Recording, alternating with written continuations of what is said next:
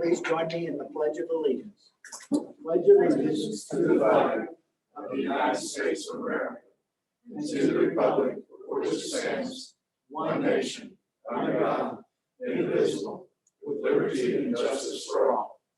For those who wish to participate, please remain standing as we observe a moment of silence to ask for the direction and blessings of our deliberations towards the betterment of Jackson. Amen.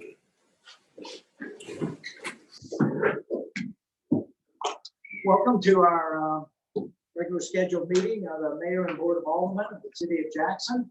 This is May 18th, 2020.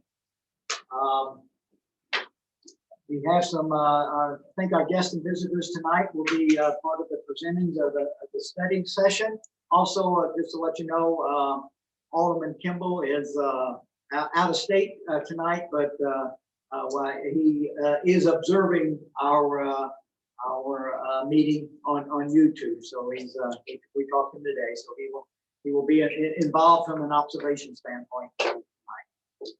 The first order of business is to adopt the agenda for this evening. If I could have a motion. So moved. Is there a second? Any discussion? All those in favor signify by saying aye. Aye. All those opposed, nay. We've adopted our agenda. The next order of business is a proclamation tonight. This is National Public Works Week. So whereas the public works provide services that are vital to public health, maintaining a high quality of life and well-being of the people of Jackson, and whereas the support of understanding and informed citizenry is vital to the efficient operations of the public works system and programs such as transportation, water, electric, wastewater, solid waste, and public buildings. And whereas these critical infrastructures, facilities, and services that make modern cities safe and functional could not be provided without the dedicated and capable efforts of the public works professionals at all levels of our city organizations. And whereas Public Works Week provides the community the opportunity to honor those who serve the city of Jackson for the public good with quiet dedication. I therefore, Dwayne L. Hawes, Mayor of the City of Jackson, do hereby designate the week of May 17th through the 23rd as National Public Works Week. So, and we thank all our public works employees, which we'll hear from later on, of everything we do to make sure that our city runs smoothly as possible on a daily basis. Next order of business is the approval of the minutes of our last regular scheduled meeting of May 4th, 2020. So moved. Is there a second? Second. Any discussion? All those in favor signify by saying aye. Aye. Those opposed, nay. Minutes are approved. Next, I would entertain a motion to approve the city collector's report. So moved. Is there a second? Second. Any discussion? All those in favor signify by saying aye. Aye. All those opposed, nay. The city collector's report is approved. I now would entertain a motion to approve the city clerk's and treasurer's report. Is there a second? Second. Any discussion? All those in favor signify by saying aye. Aye. Those opposed, nay. The city clerk's and treasurer report is approved. From the Power, Light, and Water Committee, Alderman Reiniger, what do you have for us this evening? Thank you, Mayor. To consider a motion to waive the payment penalties to city utility customers for the March 1, April 1, and May 1, 2020 utility bills due to the economic impacts resulting from the COVID-19 pandemic. Is there a second? Second. Any discussion? All those in favor signify by saying aye.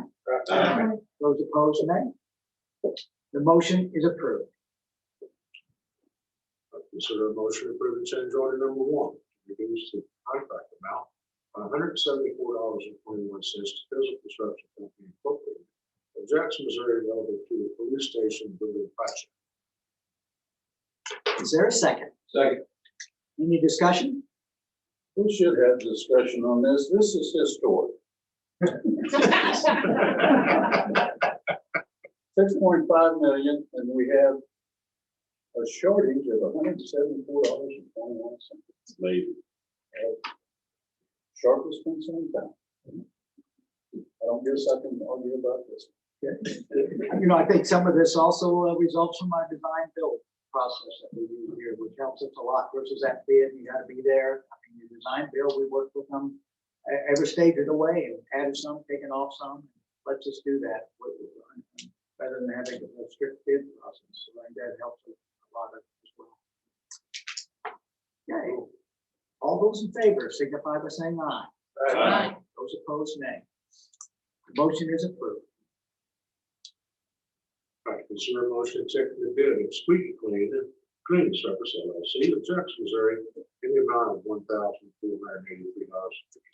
per month, relative to providing services under the police station janitorial service program. Is there a second? Second. Any discussion? All those in favor signify by saying aye. Aye. Those opposed, nay. The motion is approved.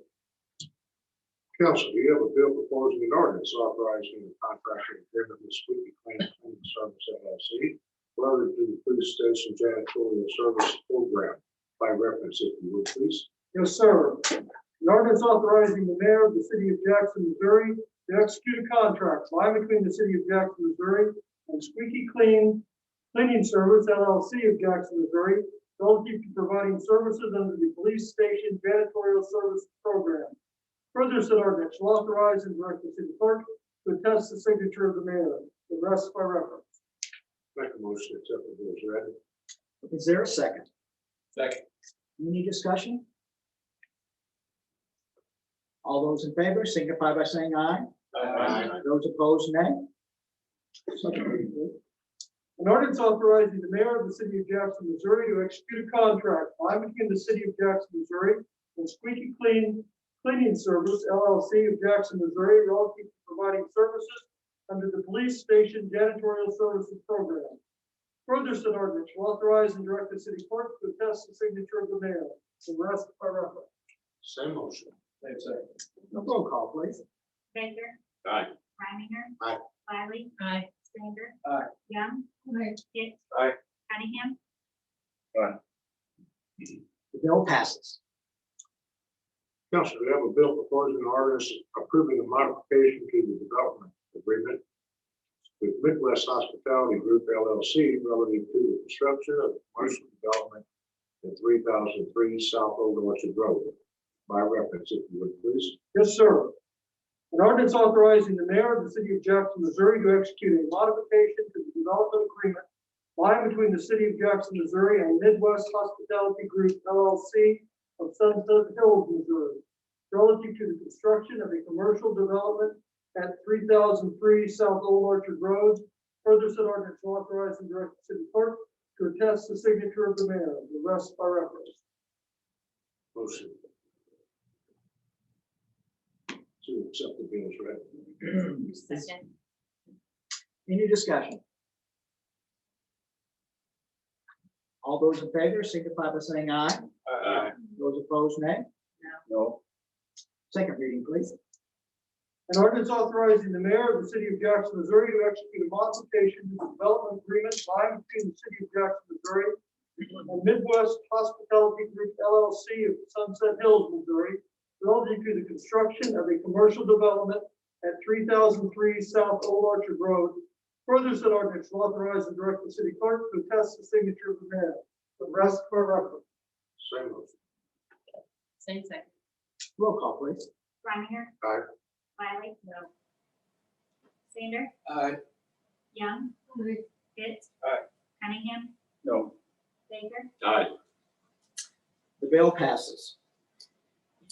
Mayor, that's all fire and light and water has for this evening. Thank you. Thank you. All right. Alderman Cunningham from the, always, you know what committee, street committee and other things, right? Cemetery primarily. Yeah, I think so. I'd like to make a motion to set a public hearing for Monday, June the 15th, 2020 at 6 p.m. to consider request for a special use permit for commercial parking in an R4 general residential district to expand an existing parking lot to include 219 North Missouri Street as submitted by the County of Cape Girardeau. Is there a second? Second. Any discussion? All those in favor signify by saying aye. Aye. Those opposed, nay. The motion passes. I'd like to make a motion accepting the bid of Precise Target locating of Cape Girardeau, Missouri in various amounts shown on the bid sheet dated April 23rd, 2020, relative to providing services under the underground facilities locating and marketing services program. Is there a second? Second. Any discussion? All those in favor signify by saying aye. Those opposed, nay. The motion passes. Council, do you have a bill proposing an ordinance authorizing a contractual agreement with Precise Target locating relative to the underground facilities locating and marketing services program by reference, please? Yes, sir. An ordinance authorizing the mayor of the city of Jackson, Missouri to execute a contract by and between the city of Jackson, Missouri and Precise Target locating in Cape Girardeau, Missouri relative to the underground facilities locating and marketing services program. Further, said ordinance shall authorize and direct the city clerk to attest the signature of the mayor. The rest by reference. Move we approve the bill as read by reference. Is there a second? Second. Any discussion? All those in favor signify by saying aye. Those opposed, nay. Take it, please. An ordinance authorizing the mayor of the city of Jackson, Missouri to execute a contract by and between the city of Jackson, Missouri and Precise Target locating in Cape Girardeau, Missouri relative to the underground facilities locating and marketing services program. Further, said ordinance shall authorize and direct the city clerk to attest the signature of the mayor. The rest by reference. Same motion.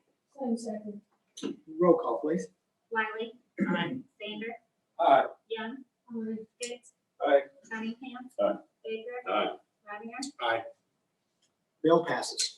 Council, to have a bill proposing an ordinance approving the minor plat of Radiology Investment Group subdivision as submitted by Radiology Investment Group LLC by reference, please. Yes, sir. An ordinance accepting the plat of Radiology Investment Group subdivision, accepting dedications of easement, streets, and properties described, accepting restrictions, if any, filed therewith, authorizing the recording of said plat, accepting improvements constructed or to be constructed and indicated on said plat, and repealing all ordinances in conflict therewith. The rest by reference. Move we approve the bill as read by reference. Is there a second? Second. Any discussion? And after I looked at this, I still didn't know what I was looking at. Imagine that. Please tell me what line we're moving. They are moving the line that used to fall along the center of, if you remember where Upper Old Cape Road cut through there, it was a right of way that, Yep. that still existed that was abandoned a while back. That's where their line currently is. They are moving it into a more vertical orientation so that what we think of as the Beatty property doesn't cross over in front of the Cape Radiology tract. It's a dashed line shown on I see your, it. on yeah. your plat. We did get a revised plat that has a solid line on it to make it a little more clear, and that will be attached to the ordinance. There was some line that was going more east and west. Yes, So So it's perpendicular to the highway it is. Yes. now? Yes. The new one is? Yes. Okay. They will still have two lots. They will just be more rectangular instead of triangular. that's all it is. I don't know what their ultimate purpose is, but I do know they That's didn't. scary. Pardon? That's scary. But I do know they didn't want the one lot crossing in front of the other one. It cleans it up to match. It does. Of It course makes- does, yeah, but I mean, It makes a better shaped lot. Yeah, okay. Thank you. You're welcome. Are there any other questions? No, ma'am. Okay. All those in favor signify by saying aye. Those opposed, nay. Second reading.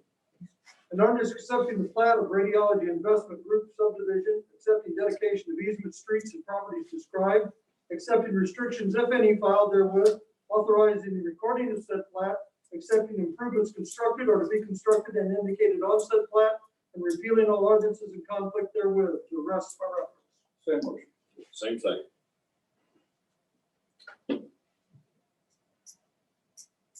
Roll call. Sanders, Aye. Young. Pitts. Aye.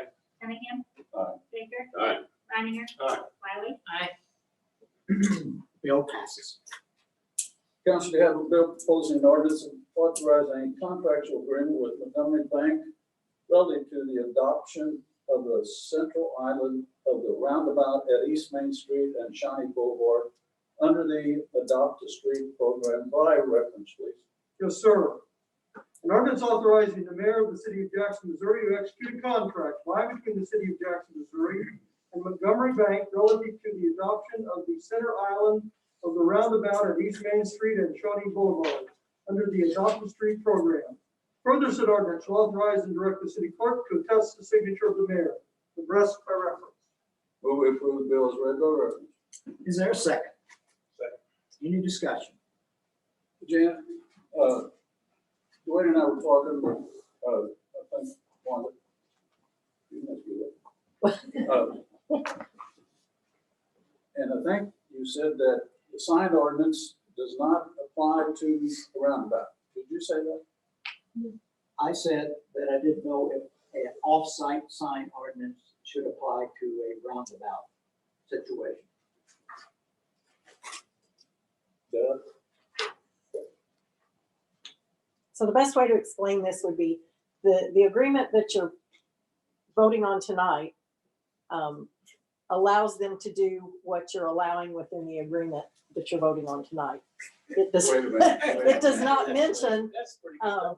it does not mention the limitation of the sign size to the 6 square feet that we allow for offsite advertising. So it does give them the ability to put larger than a 6 square foot sign in the roundabout. If we approve it. If you're right, if you approve it. Make sure, in other words, If we you have approve to the agreement. approve size, shape, color. Size, shape, and color of the sign. But What- that's what- separate than tonight, that's separate from tonight. I'm sorry? That's separate from what we're voting on tonight? Or is that, by approving this, we're approving that already?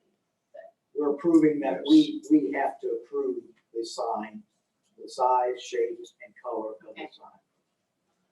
In that it hasn't been determined yet. Certainly, the most, I guess we could go to 6 feet, and he knows that would be the minimum sign that he get. When we look at it, if the shape is different, if the size is different, we want to approve it, we can come back and do that separately. It has to be approved under the, what is it, the sign permit? Building permit? Building permit. Building permit, yes. Okay, Dan, does our sign ordinance apply to the roundabout? No. Why not? It's not on private property. It's on city, it's It's not within the on their city right of property. way.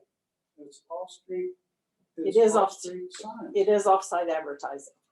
Why would you're splitting the hair I don't see. It's a I'm- variation, let me help. Okay, I was gonna, It's a variation of the Adopt a Street program Yes. where people, organizations can adopt a segment of a street and have a street size sign indicating that they're cleaning and picking up trash on a particular segment of the street.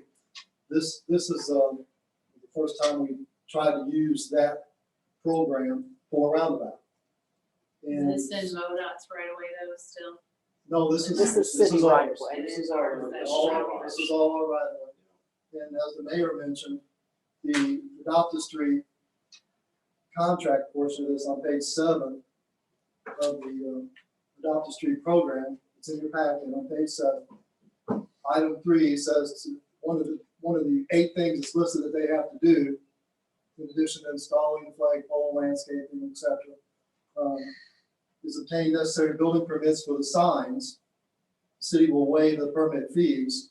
Following submittal of the permit application, the city shall have the final decision to approve the size, shape, and color scheme of the signs. So that's how we were gonna handle it. So are we approving up to our You're approving up, minimum of 6 square feet? you're approving up to them submitting a building permit telling you what they're proposing. And you can approve it or disapprove. Okay, so there's It's undefined. What's our ordinance say, the size now, Janet? 6 square feet is the size that offsite advertising is allowed to be currently under the code. Maximum. Why would we want to vary from that? It's entirely up to you all. What I would say is whether anybody could read the sign if we went that size. Or if they wanted to make it oval to be more readable, then do we allow that? So it was really a discussion we've had with them about, is 6 foot good for us as well for them to say adopted by Montgomery Bank? And does it work? I mean, they We have a may really not long want to, name. But, 2 feet, 3 feet, right? Yes. It would. Interstates. Or have 1 smaller feet by, than 1 foot by 6 feet. I mean, it can be any configuration. Plenty big to me. Mhm. Do what? Sounds plenty big to me. What? 2 feet by 3 feet. Our sign ordinance is, he's saying the maximum on our sign ordinance is Right. plenty big. We Right. don't need to make exception to it. That's what he's saying. So Jim, what you're saying is you're comparing this advertising sign for Montgomery Bank the same as Adopt a Street sign. Correct. How do you compare the two as being the same?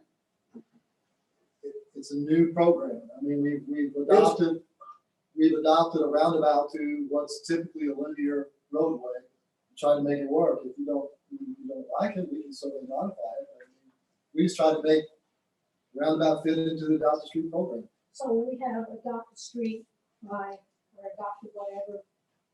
Doesn't matter. Right. I think we do the signs along the, Yeah, Yes.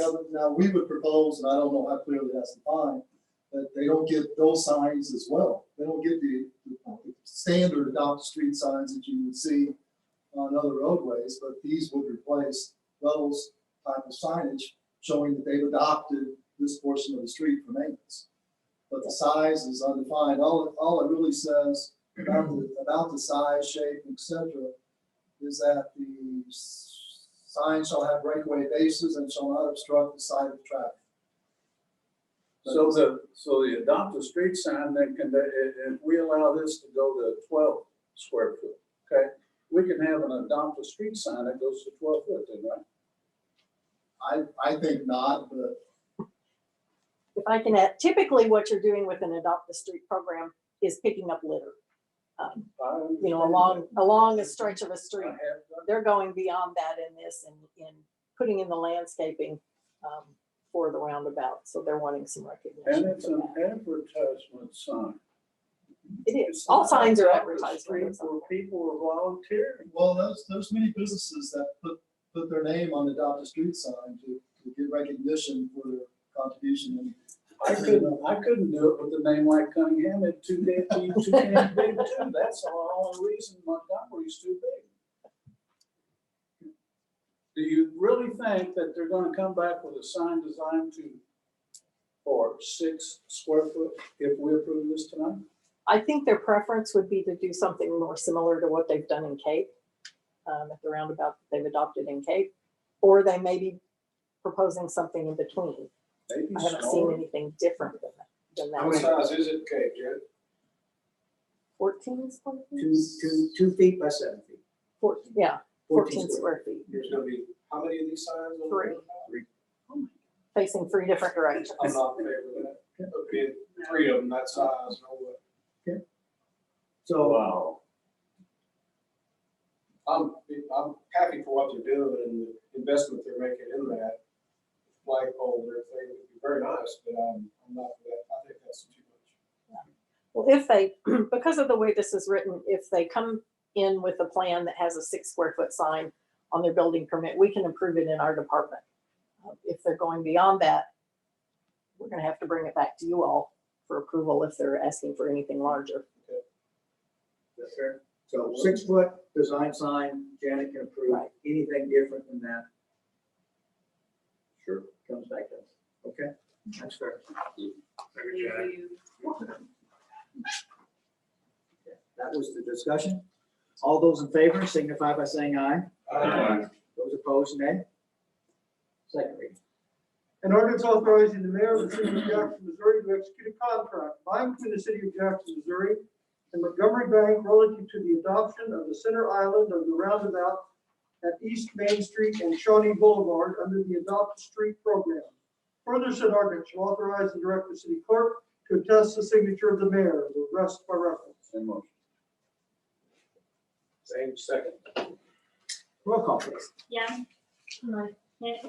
Aye. Cunningham. Aye. Baker. Aye. Reminger. Aye. Wiley. Sander. Bill passes. I'm done. Thank you. Okay, we don't have any non-agenda citizen input. We'll do the reports. I've got seem like a lot of items. Maybe it's because of the time that we're living in. Let's see. The 100-mile garage sale, we're assuming is going on from Highway 25 south. MoDOT did put out a press release today asking everybody to be careful, and we always do. There's a lot of extra traffic on 25 south now with the Virgin Diamond construction and so forth. But just to let you know, I guess I would emphasize everybody being careful, and if you're going down that way this weekend on Memorial Day. COVID update, Jim and I, either one could do this. Our county, as of 5 o'clock tonight, again, it stayed the same at 54? 54, 2 deaths. And again, most of that, I think all but 9 of the 54 have been released from that standpoint. So that's what's going on there. They did have a antibody testing, which they should be reporting on this week or next week. They had 1,807 people did come in for the antibody testing. So that went well, and they'll have the results back on that. So that's effectively how many people have had COVID in our county of that 1,800 people. Mainly, probably what affects us on COVID is as we come out of May into June, we've got quite a few decisions to make. Our approach is to see what the governor comes out as May comes, his May direction goes away, and as we enter into phase 2. And some of the decisions that we will then make and finalize will be what our baseball and softball leagues look like as far as having them, and then if we do conduct them, how they have to be conducted. We've got to make a decision on what we do with our swimming pool. Rock in the Park is a musical venue. Municipal band starts up in June. Do we want any changes for our civic center? Our cruise in June, whether we have that and can have that. So all those decisions we're waiting and holding based on what the governor says and what phase 2 looks like. We certainly hope to be able to open up more from that standpoint. Again, with what I would expect would be social distancing and wearing a mask, if you think that's appropriate, will be some of that decision. And we'll be working with the park board, for those that are involved in the park. As we get into June, certainly for the city, July 4th or something, we'll have to start looking at fairly quickly, as well as to just, is it going to be other activities? I think we made a decision on fireworks, but that's tentatively, but that's as far as we've gone at this point in time. So did I cover pretty well everything? Yeah, I think so. Jim? Yeah. Any questions on what to do? I know we get questions every day from the public. What's going on in the park? What are we going to do? Playgrounds, an example. I don't know if they'll let us use our playgrounds. That was one of the things that was exempted with the last governor. So we'll see how that plays out. So that's kind of the COVID report that we have now. Let's see.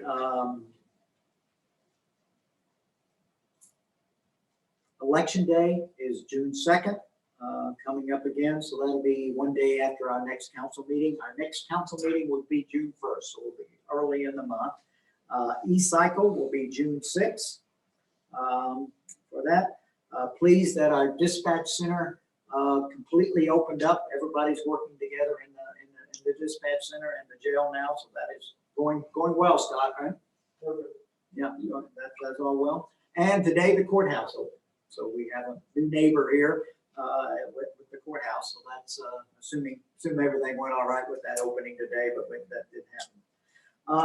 Small thing, but the the Southeast University athletic department called us today. They're looking at doing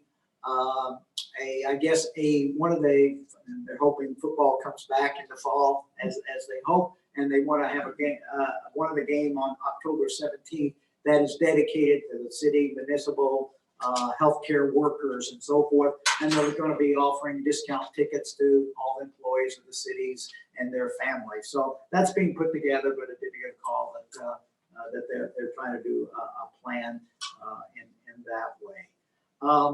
We have been testing an app for the phone to see if that's a good way to communicate to our citizens, or I guess another way to communicate to the citizens. We have 102 subscribers testing the app at this point in time.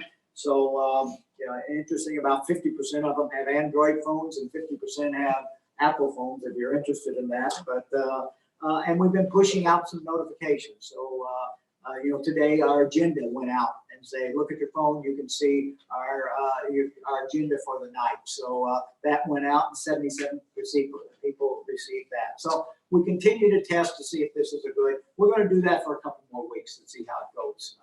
And then we'll be getting a questionnaire out to everybody that signed up, asking them what do you think of this before we come back and have that further discussion. I think that's the major things that I had. I guess a sad note that I did want to bring up, since the passing of Jeff Bierman this Saturday. He was, of course, handled our insurance and has presented to this council many times. But so I just wanted everyone to be aware of his passing, and our condolences to Jeff's family. That most of we live here close, and it is a big part of our cities and have been in the past. So that obituary is in the paper. We'll have a private service for Jeff, and they're going to plan a memorial celebration at a later date. So with that, again, our condolences to the family. I believe that's all I have. Alderman Sander. Real briefly, with the completion of the courthouse over here and the really nice job that was done on Missouri Street over here with the overlay, I'm sure we're aware of this, but just something I noticed a couple times and forgot to bring it to anybody's attention. Are we aware that there is a section of concrete in the front of the courthouse that needs to be replaced? There's that one, and there's also one right out here. We're waiting for a Saturday morning when it's not raining. It hasn't been one of those in the last few weeks. And as soon as we do get, that's the plan, is to break it out on Friday and then pour it on Saturday morning, and then so it'll be ready to open up again. I figured you did. Thank you. That would make it all look pretty well perfect. Yeah, Danny's got that on the plan. Thank you.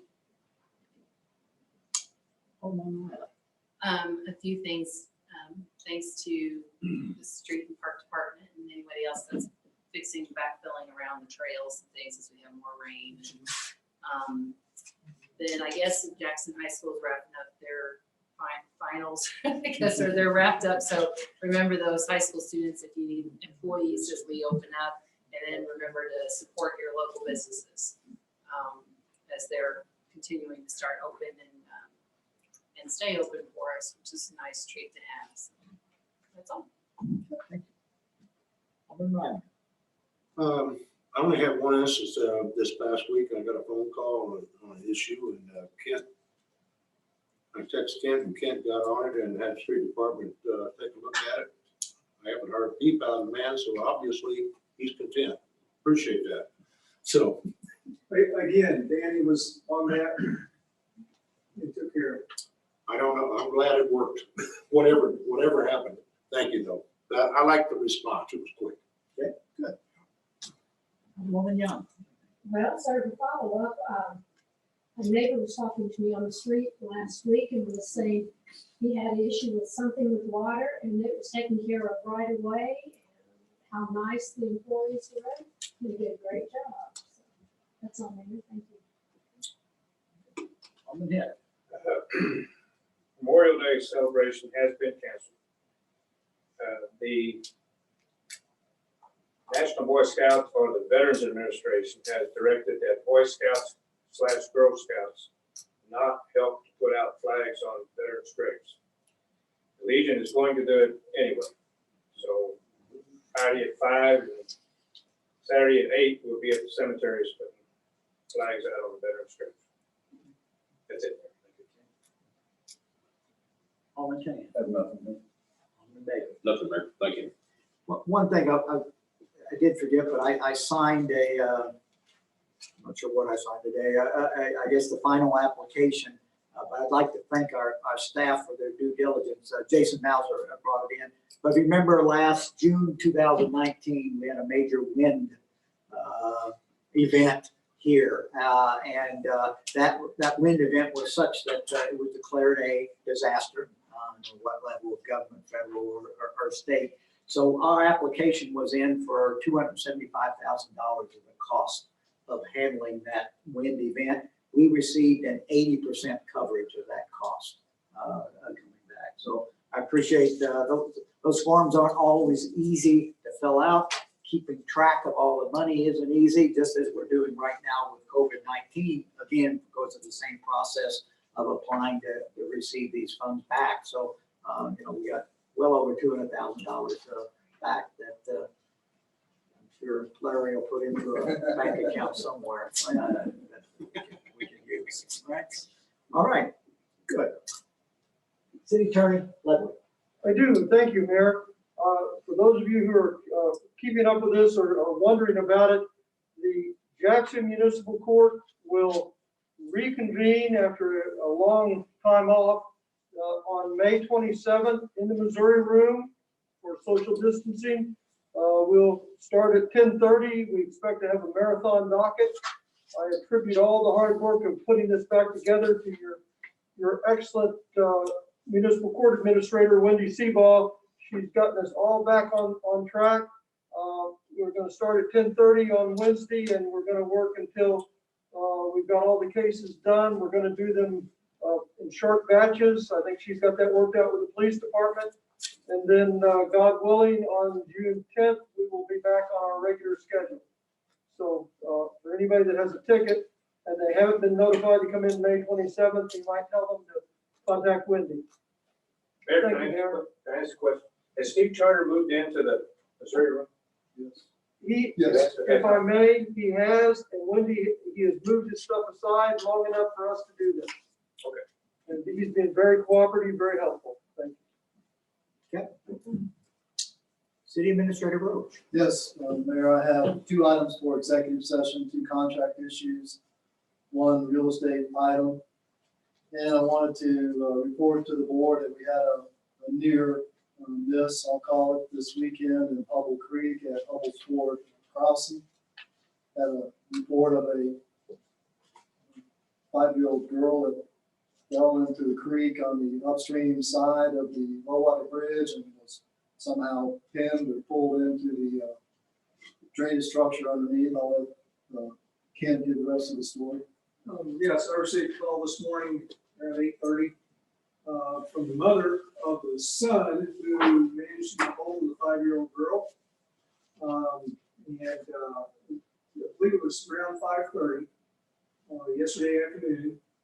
She flagged a police cruiser going by and had them just to report the incident and talk to the young boys. There's I believe her son is 11 that managed to get a hold of the little girl and keep her from going on through the culvert. And 2 or maybe 3 15-year-old boys grabbed hold of him. And when they pulled him out, he still had a hold of the little girl. The report says that the little girl was in the water probably about 15 seconds or so. But evidently it was a very scary incident. And as I understand, this this lady talked to KFES, so you might be able to see a clip from the 6 o'clock news if you look for it on the. The staff is going to review the structure and any modifications that can be made to the structure to make it safer. And some signage as well. So we'll take a look at the situation a little bit more in depth and see what we can do to enhance safety. As I understand it, the water was 3 to 4 inches over the bridge at the time, so you all know Humble Creek and how it can be. But it's a little bit of water on the bridge for the kids to play in, but it was very dangerous when she fell in upstream. So is the little girl okay? Yes. Yeah, everybody's okay. That's all I have, man.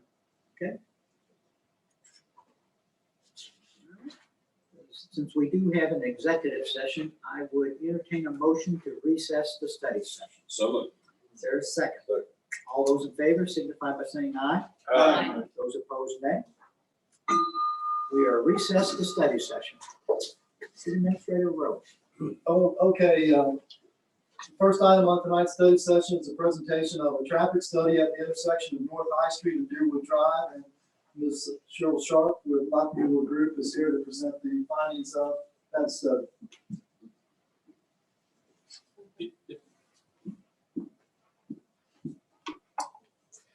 Hello, everybody. Mr. Mayor, thank you, everybody, for letting me come and present to you tonight the results of our study. My name is Cheryl Sharp. I'm with Lockwood Group. I'm the manager of traffic and multimodal analysis at Lockwood up in St. Louis. And we just finished up a study for you for US 61 and Deerwood Drive. So the study area was just the one intersection there, just north, on the north side of town, not too far from your civic center. And the purpose of the study, we heard that there has been complaints of delay experienced by the traveling public at this intersection, and really to come up with a study that can be presented to MoDOT that the city has, that you guys all find acceptable, and so you can present to MoDOT as an idea that would be acceptable to you all. So a little bit of background on this intersection. In our 2017-18 or so citywide study, we did do a preliminary signal warrant study at that time, and it revealed that a signal would not be warranted at this intersection until traffic volumes increase more.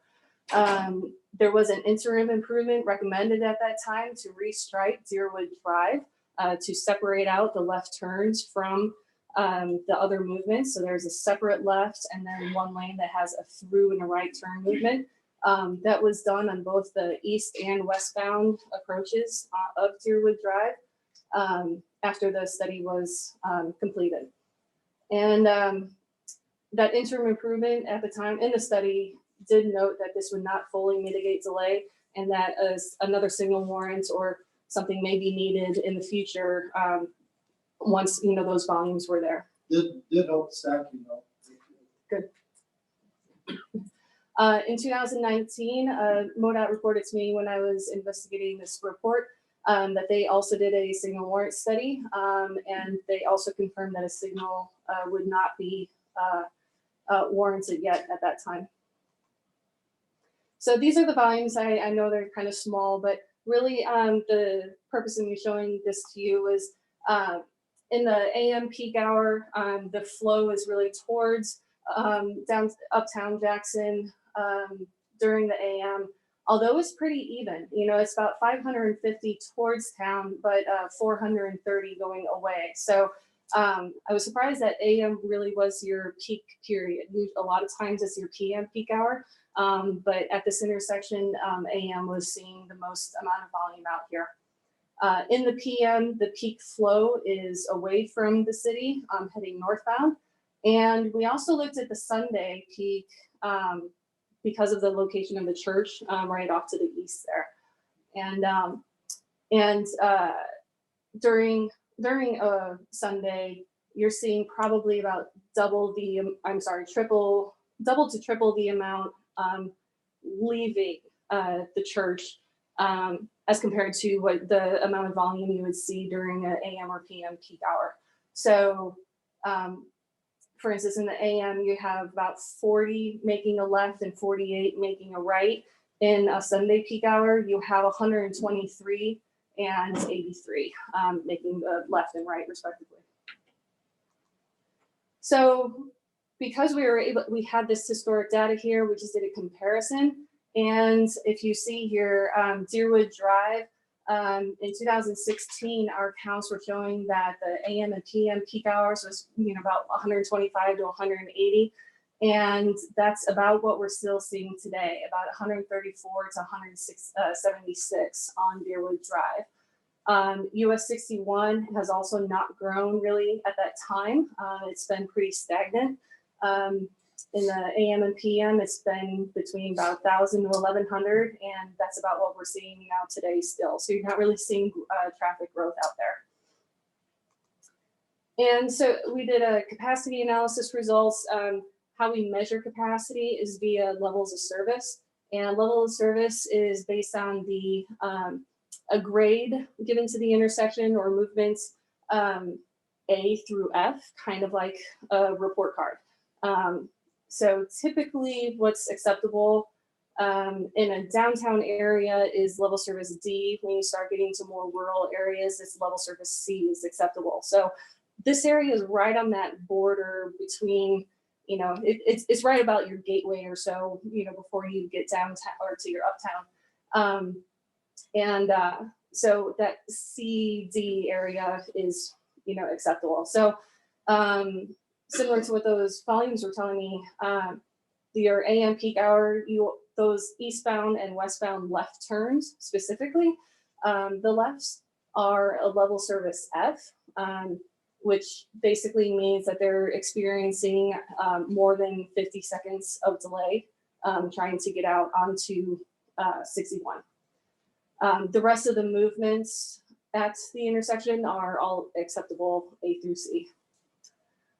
In the PM, your westbound left is an E, and Sunday is an E. So really that AM peak was the one we were trying to mitigate the most.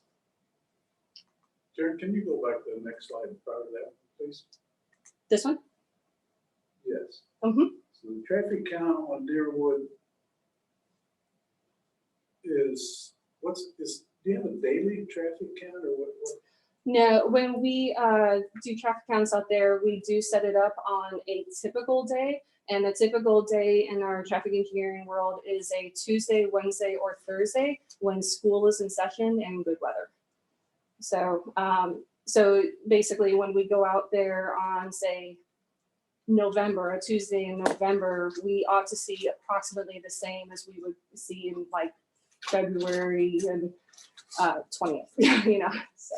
Okay, So it is just a overall one day. It is? Mm-hmm. So that's what 11 and 1200 is that right? That is. You add those two together? I added those two together. That is No, during daily, one. Excuse me. Yes. Daily count, you add the AM and the PM together? No, the daily I would probably multiply by about 10. So these are just the peak hour, the 1 hour. That's what you see in the okay. hour. Yeah. Okay. Yeah. So you don't. We did not have daily You don't- counts in this one. Okay, but you said you do it at 10, so you're guessing? Yeah, it's approximately about 10 to 12,000 Do we know what the a traffic day. count is? You mean on 61 North? Yeah. What? It's probably about 12,000 a day. I'm sure we, I don't remember the last time MoDOT tested. Okay, that's fine, thank you.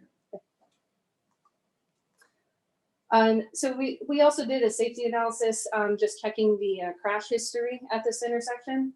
And there's been 6 crashes since 2014, 5 of which were property damage only. 1 resulted in a minor injury, and luckily there have been no fatalities out here. And with only 6 crashes in about 6 years, or no, probably about 5 years that we did, so 2018 was the last complete year that we had data for.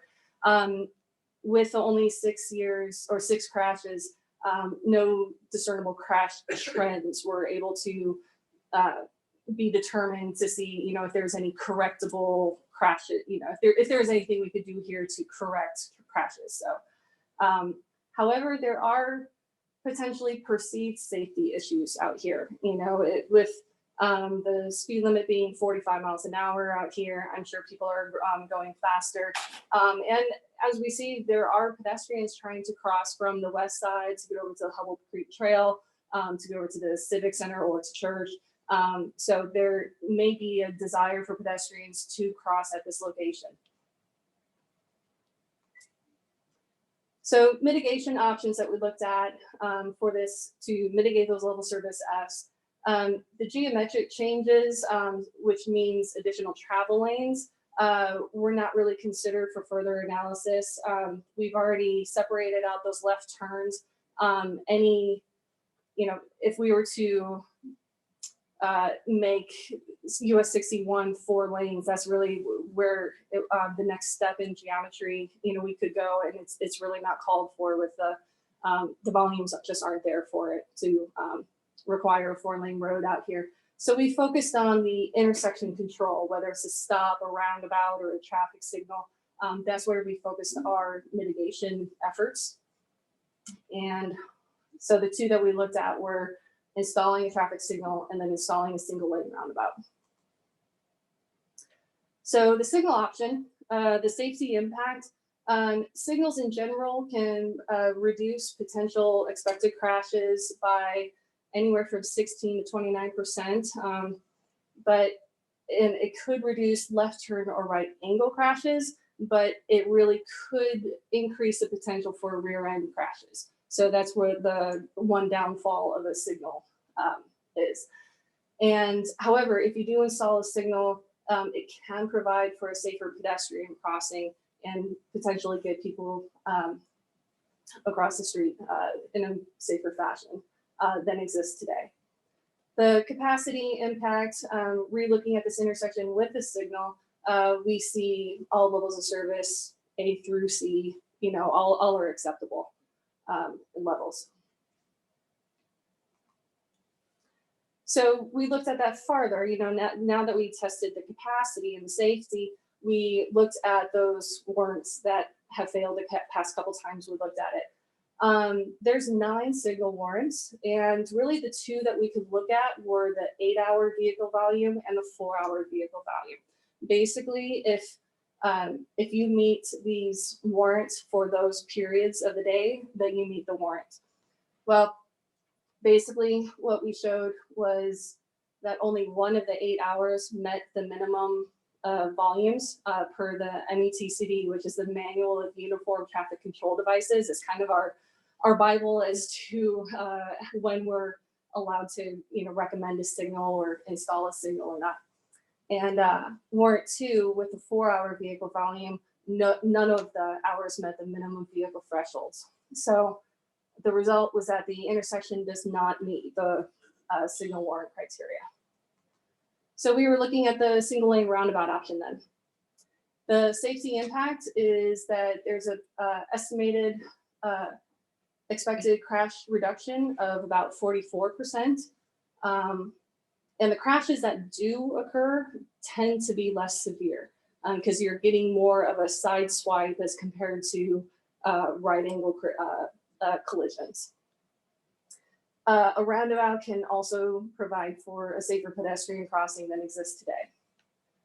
And looking at rerunning the capacity analysis with this type of intersection control results in all level service A's in all of the directions.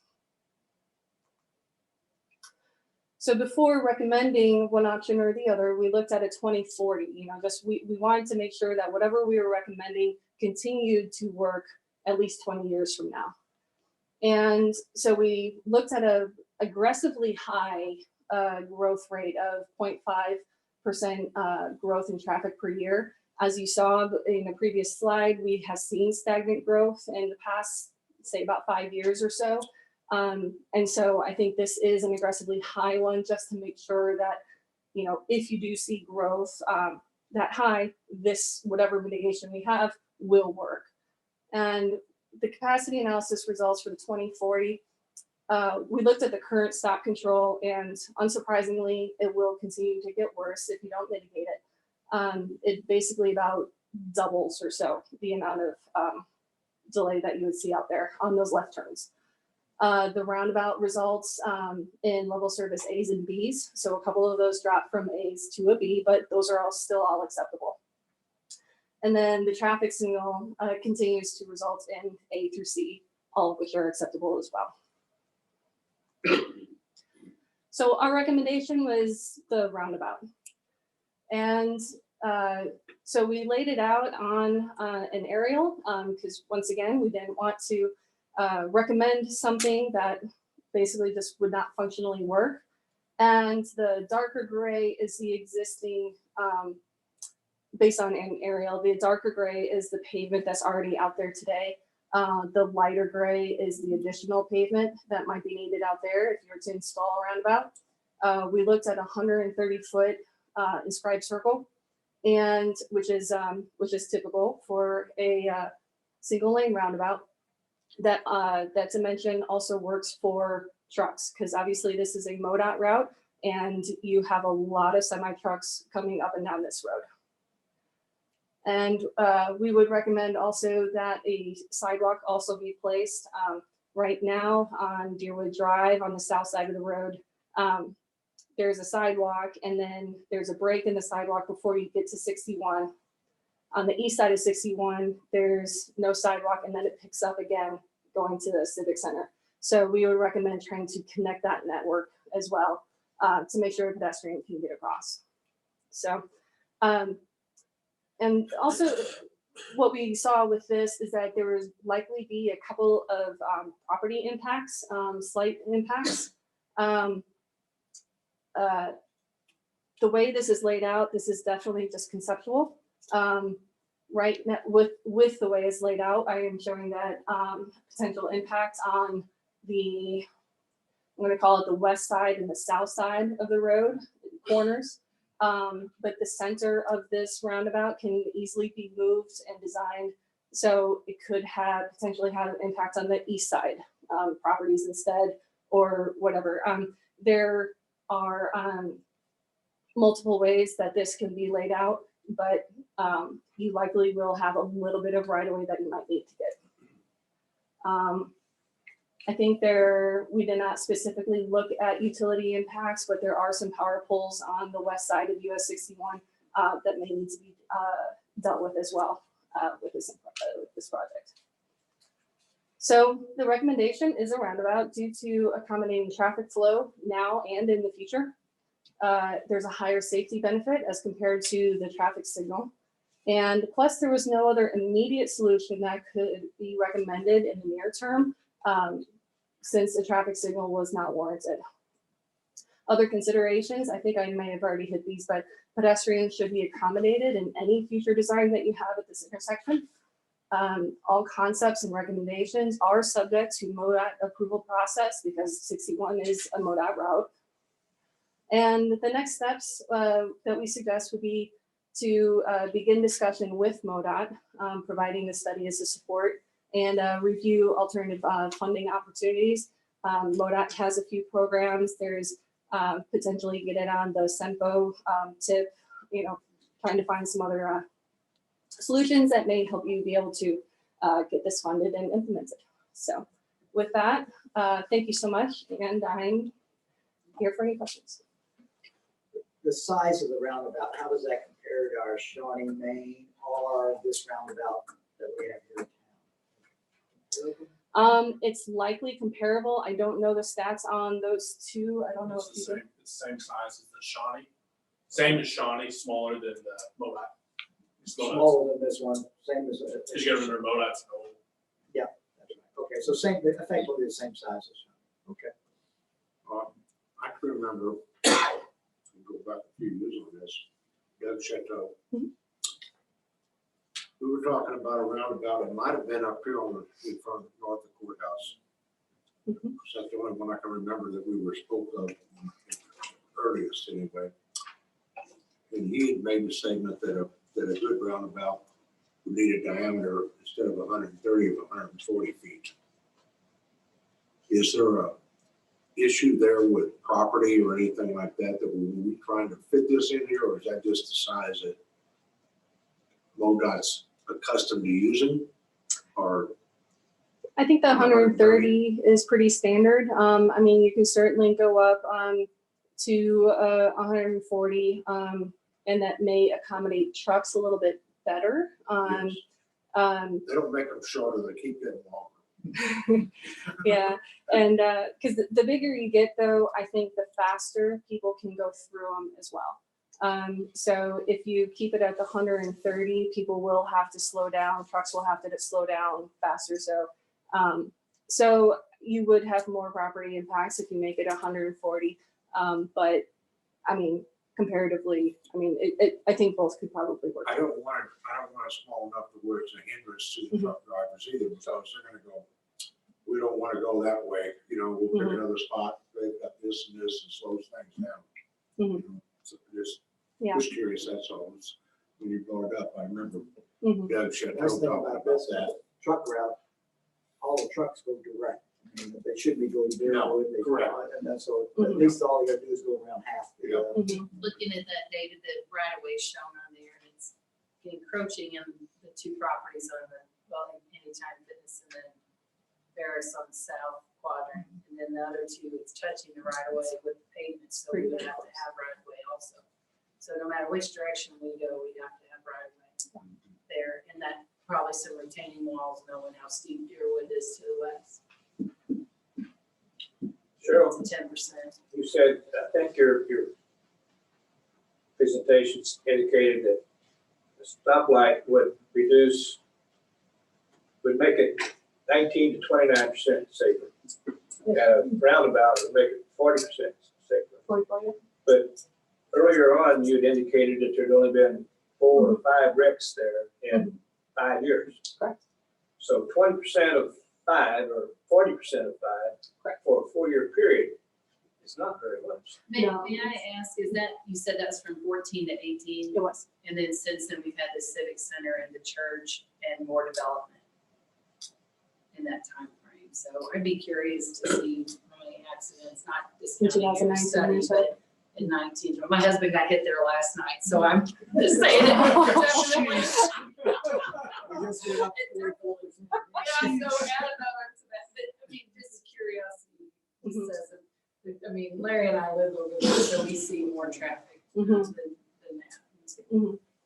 Definitely coming, you know, without the stoplight, if you do a roundabout, you don't have the chance of the pileup coming to the east because it's slick or anything like that. People are sitting at the stoplight.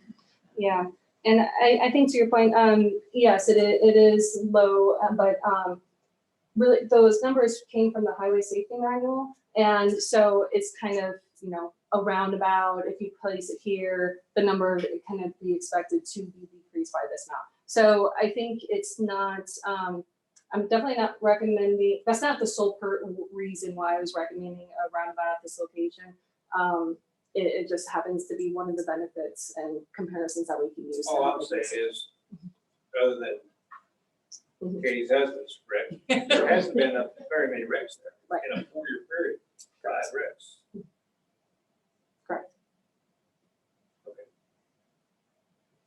Do you think that at that point in time in early March, I know it's not 100% stay at home at that point, but our timing might have been a little bad.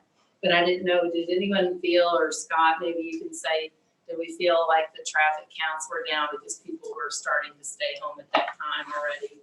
Or was that more the week after that? In November? No, March. I think it said March is when the traffic counts were set out. Are you talking about when she took her counts? Yeah, She took her counts before everybody came. before everybody. Because school was Yeah. still open. Okay, that's We did what a Sunday when church was in session. Okay, Yeah. So it was well before. that's Okay, good. I'm sorry. Yeah, it was March 8th and March 11th. So I don't think the stay-at-home orders were until like about 2 weeks after that or I so. don't remember when it started. I just know it was. Right. My kids were home. Forever. Forever. Okay. Thank you. Guess the next step for the staff is to, well, get the board to accept the plan as presented. And then for the staff to present the plan to MoDOT and start some dialogue as you indicated in your slideshow. In regards to trying to talk about budget and schedule and that type of thing. And you're familiar with MoDOT, your firm works with MoDOT, so they'll be familiar with your methodology and that type of thing. Yes. Yeah, I did give them a call before I started the study to make sure, that they agreed with my growth rates and some of the other assumptions I did. So I did run that past them. Okay, I think it's good. And this could fit in, I know on the step right now, that idea of putting a third lane from the courthouse all the way to the Fruitman 55 exit, if that became a major project, then being able to add this to that could work out very well. I know, and earlier talking about the landscaping in your Shawnee roundabout, you could always use this as an opportunity to, especially for southbound, like this is your gateway into your city. It's right about that where that transition is. So, so if there's an opportunity there as well. Civic Center sign. There you go. Talk about that. All right. Any other questions? Okay, thank you, Shelley. All right. Thank you.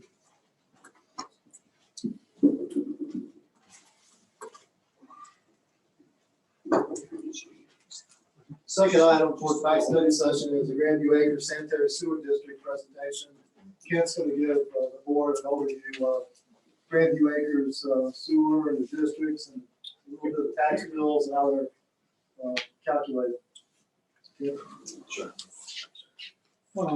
So Clint's handing out some maps and a little spreadsheet here so you can see it.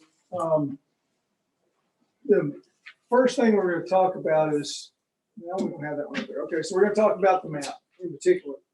All four colors here make up Sewer District 2R.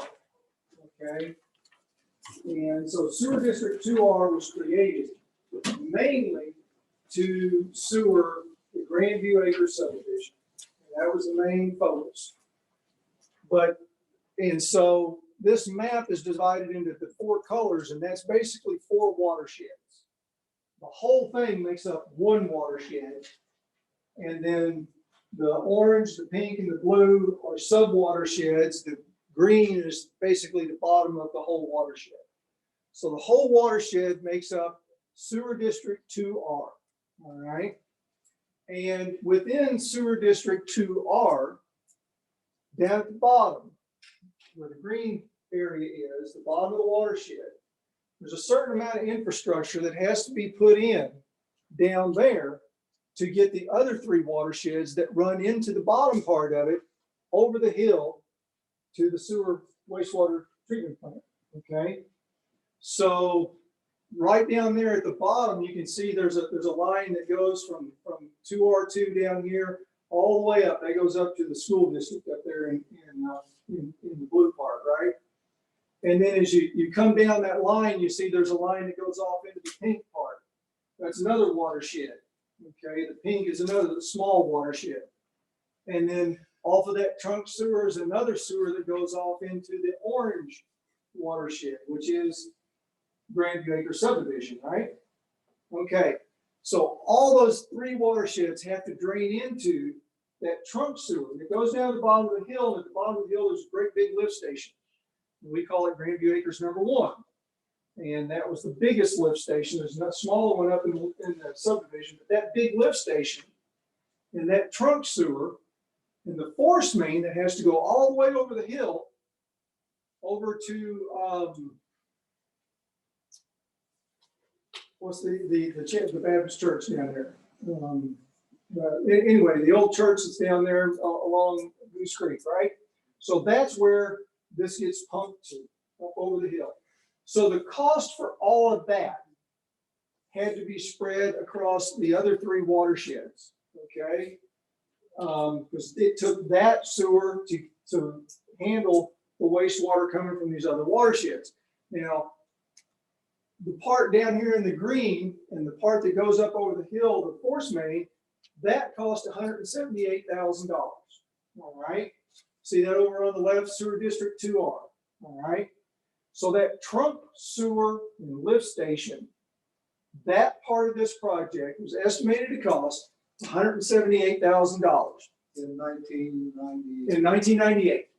Okay, when these tax bills were created. And that's what we were asked to try to explain, because we're annexing in one lot, and we'll talk about that here in a second, down here in the bottom that's in that green area.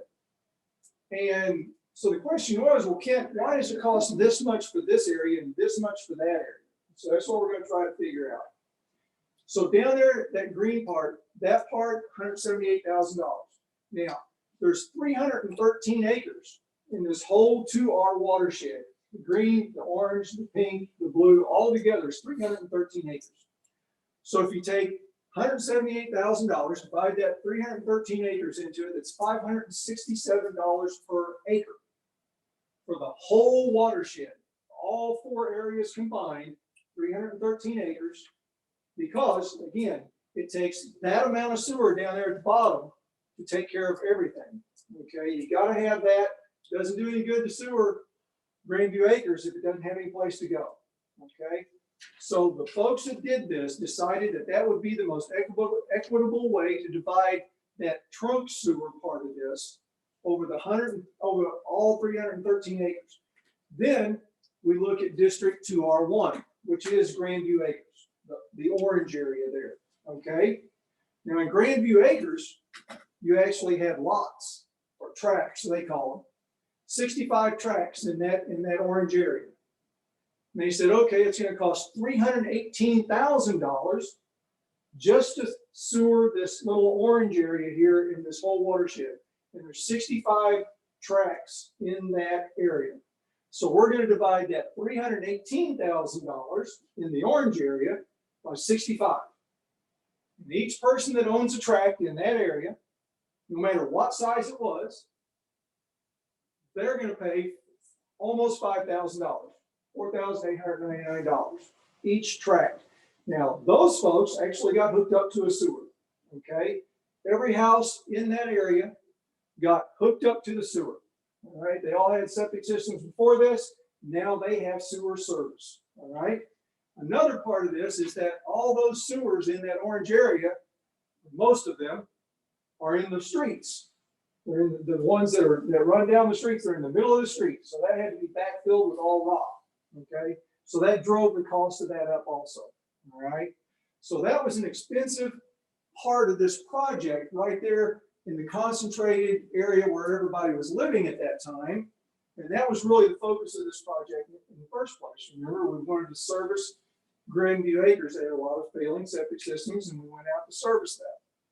So then in the green, or in the blue area, up there at the top, my colors kind of came out funny on this, on this, but anyway, up there in the school district area, that's 2R3. Costs $66,000 to sewer the part up there at the top. There's 93 acres in that area up the top. All right, 2R3. So again, they did that by acres. 93 acres, $66,000, $710 per acre. Okay. 2R4, the little sliver there in the middle, the pink area, 30 acres, almost 31 acres, right at $31,000, $1,032 per acre in that area. Okay. So now, anybody that's in the blue, pink, or orange, they're also going to pay part of this. They're also included in that 313 acres.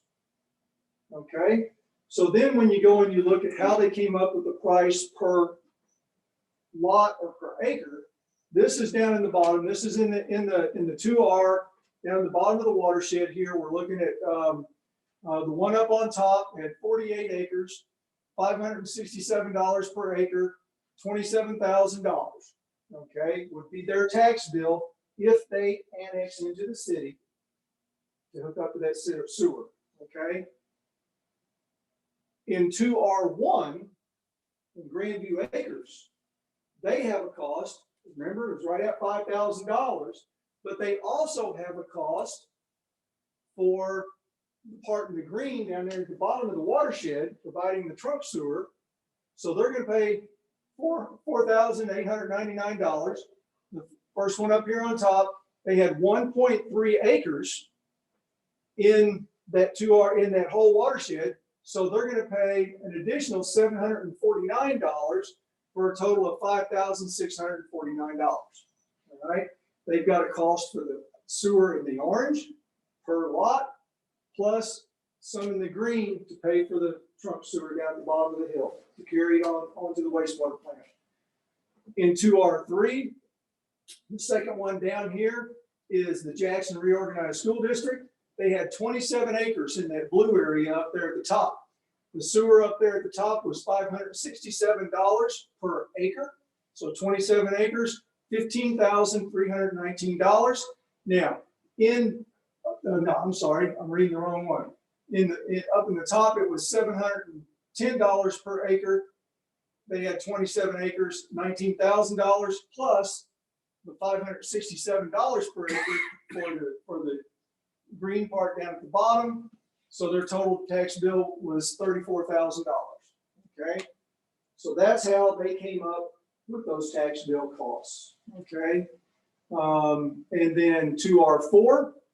Now remember when we were looking at this map over here, you see these 3 lots right down there at the bottom left of the orange. All right, one of those lots is the lot that we're annexing in right now for this guy, right?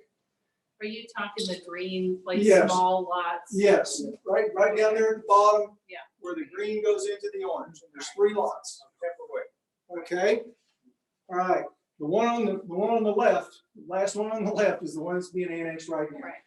They did not get hooked up to the sewer. They are not in the orange area. They did not pay $4,900 per lot. Okay. They're being charged $567 per acre. Okay. So that's how we came up with the tax bill for that one lot that's being annexed in now, plus interest. Okay, up till now.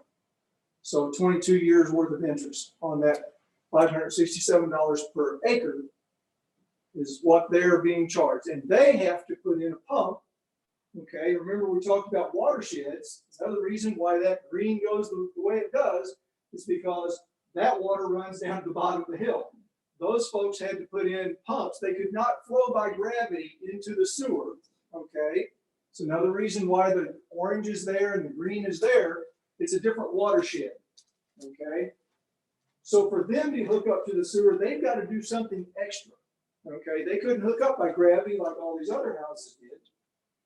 All 3 of those homes, all 3 of those lots have had to put in a pump in the basement to get the wastewater up into the gravity sewer. Okay, so anything that wasn't in the orange wasn't easy to hook up. Could not hook up by gravity. All right, in that area. So that's how we came up with those costs. Again, everybody in those other 3 watersheds paid a piece of the infrastructure down at the bottom of the hill. Any questions? Bottom line, what's it gonna cost? What's that? What's it gonna cost that one lot? I don't remember the I tax think bill. it Liza? was $680, I think, with the interest. Yeah. $680. $680. Remember, that's just one little small piece. Let's say it's a quarter of an acre. They weren't in the city limits to begin with, right? They were not. They're annexing in right now.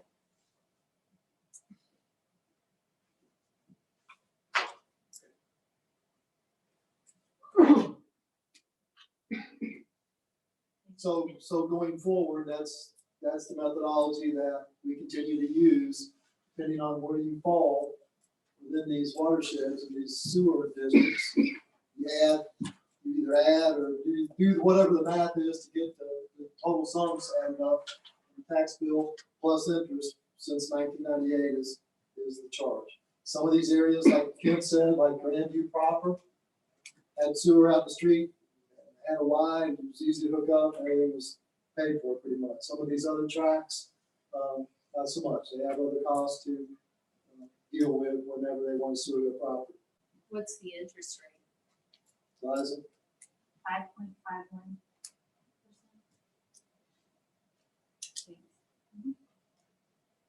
As we talked today, if somebody didn't want to come into the city, they could just put in their own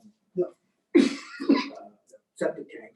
And they wouldn't have to hook in, and they wouldn't have any charges if they want to. They don't want to be annexed in. No. The interesting to me, because I was director of public works when we did this project, and the total of $595,000 there is the estimate that was done by the engineer at the time. Ended up being about half of the actual cost of the project when it was all said and done. There's the actual cost, $900,000. The city ate the difference, basically.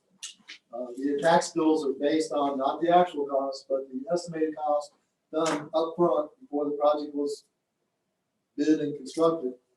And the city had to honor and has to continue to honor that lower number. It is what it is, but that's the way that works, and that's the way it will continue to work going forward. Okay, go back to that one where you showed the colors. There. Oh. Is it safe to assume that the ones that you're calling Grandview Acres, which is not all Grandview Acres, but it's the Right. orange or whatever The color you orange call area, that, yeah. all that's in the city limits? It is now, yes. Well, no, it's not.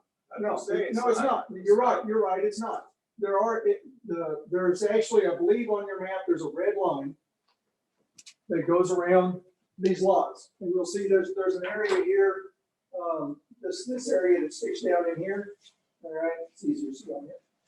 This area that sticks down there, okay, it's a black line. On your big map, it's a solid black line. That's the city limits. Okay, that's See what I'm correct. saying? But my lot borders the city limits. Right, it does. And there's Yes, sir. manhole covers all down through this Yes, sir. area over here. Yeah, and the reason it's drawn that way, that big chunk of orange just to the south of you is because there's a sewer that runs down through the bottom of that valley, right? It's a watershed, okay? The people who drew these areas drew them on the watershed, all right? So if someone builds on the other side of the valley there from you, they could annex in and by gravity hook right up to the sewer. And actually, there's probably a Y waiting there for them to hook up to. So to be eligible to hook into the sewer, however you may need to construct your hook in, whatever watershed you're in, you have to be in the city. If you're not in the city, you have to annex in. That's one of the and pay the tax bill. Because since the original project was done, you'll see there's a line that goes down to the south there on the left-hand side of the green. Right, that guy annexed in and got hooked up. Mr. Fisher. Yeah, some of us been around long enough. Yeah, remember that one? Yes. Remember that well. Remember some other stuff. Okay. Thank you, Kim. Appreciate it. You bet. Good overview. All right, well, I got the floor. Yeah, before you do, I just want to ask Tom. Tom was part of this team. And, Tom, this plan, this layout, this methodology, this is per the law? Yes. First of all, I've spent, Larry, 20 years with Larry trying to teach me this. And actually, and Liza's helped quite a bit as well. And once we figured all of this out, and I looked at what David Beeson put together, it's like he took the statute book, and it's exactly what the statute says you could do. He divided part of that cost off on a per acre basis. He divided part of it off on a per lot basis, and it's straight out of the statute. It's perfectly acceptable. We did basically the same thing at the McHenry Hills Sewer District. It wasn't nearly as complicated, but we used a square foot divisor for that. So what David did, and I think Tim Bear was with him on the project at that point in time, they took it straight out of the statute. Everything they did was perfectly legal. Thank you, Tom. Thank you, Kim. Next item on tonight's study session, item 3 is Walk Jackson 2020 program. Okay, so last year we initiated the Walk Jackson Challenge. We're going to do that again this year. We're challenging the citizens to walk Jackson. And while they're walking Jackson, we ask them to report any things that they see that need our attention with Public Works, to please give us a call or contact us through our website, email, and talk to us. We've already got, we started this morning with registrations since it's Public Works Week, okay?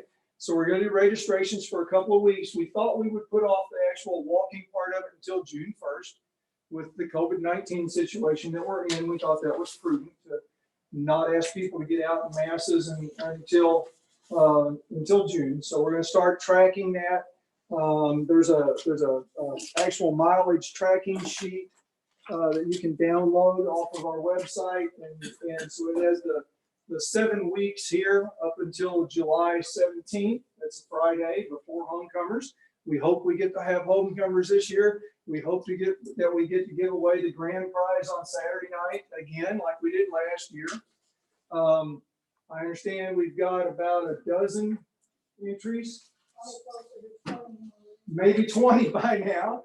People got home after work and started signing up some more. So, well, we hope that we have a swimming pool open this summer, and we hope that the grand prize is a 2-hour swimming party.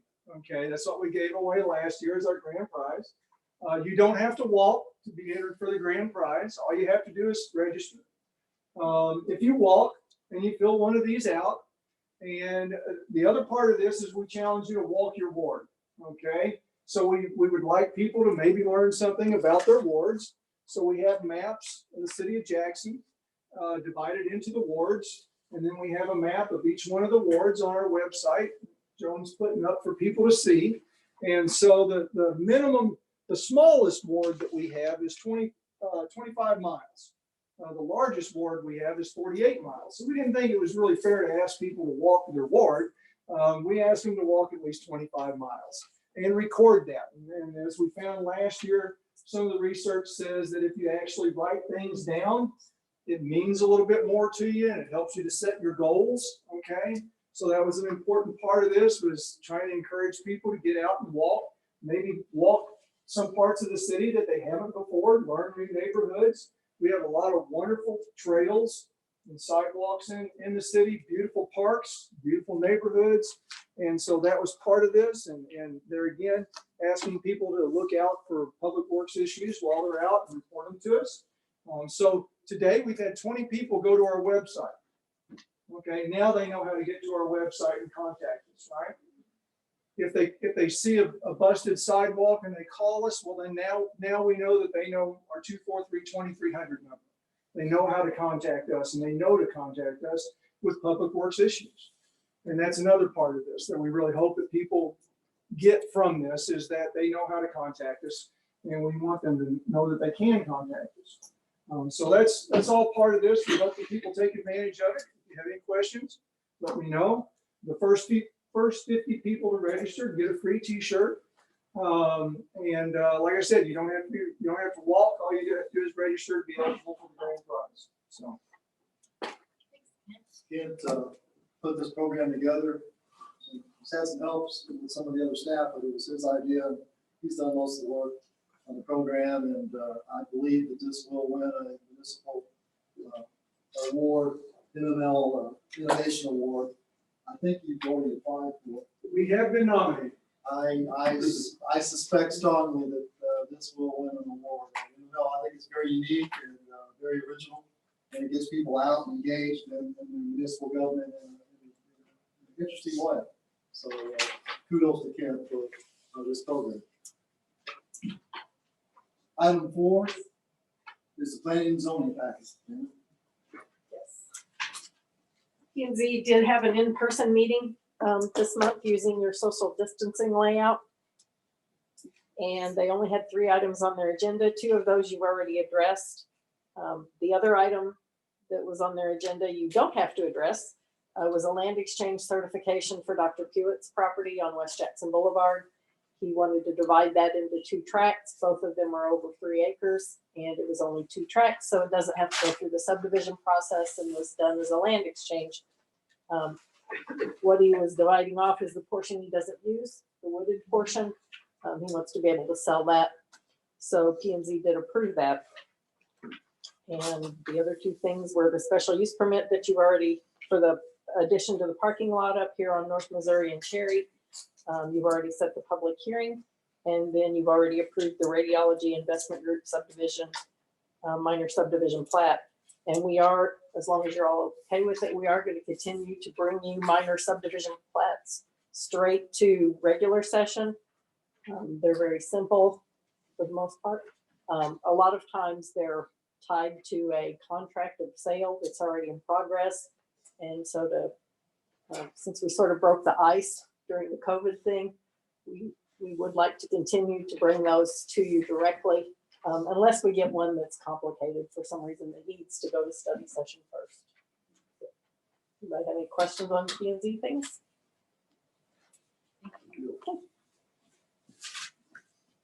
That's all we have for study session, Mayor. Okay.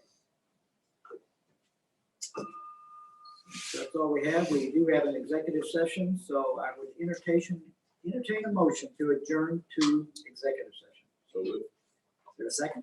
Second. Roll call, please. Hicks. Aye. Cunningham. Aye. Baker. Aye. Steiner. Aye. Wiley. Singer. Aye. Young. 5-minute recess and we'll do our executive session.